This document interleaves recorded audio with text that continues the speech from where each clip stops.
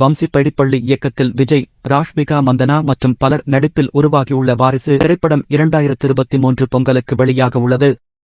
இப்படத்தை தெலுங்கு தயாரிப்பாளரான தில்ராஜு தயாரித்துள்ளார்.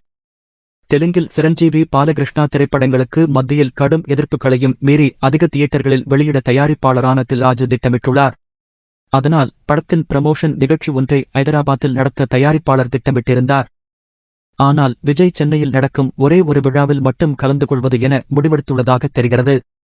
கிறிஸ்துமஸ்க்கு முன்னர் டிசம்பர் 24ஆம் தேதி சென்னையில் ப்ரமோஷன் நிகழ்ச்சி நடக்கும் என்றும், அந்த விழாவில் நடிகர் விஜய் கலந்து கொண்டதும் குடும்பத்தினருடன் மாமியார் ஊரான லண்டன் செல்ல அவர் திட்டமிட்டுள்ளதாகவும் தகவல்கள் வெளியாகியுள்ளன. முதலில் தமிழகம் முழுவதும் சில குறிப்பிட்ட ஊர்களுக்குச் செல்லுவதாக ஒரு திட்டம் இருந்ததாம்.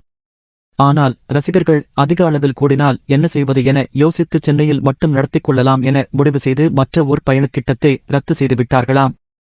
தயாரிப்பாளர் தில்ராஜு விஜயை நேரில் சந்தித்து பேச உள்ளதாகவும் ஒரு தகவல் வெளியாகியுள்ளது. தயாரிப்பாளரின் வேண்டுகோளின்படி விஜய் ஐதராபாத் நிகழ்ச்சியில் கலந்து கொள்வாரா இல்லையா என்பது சீக்கிரமே தெரியவரும்.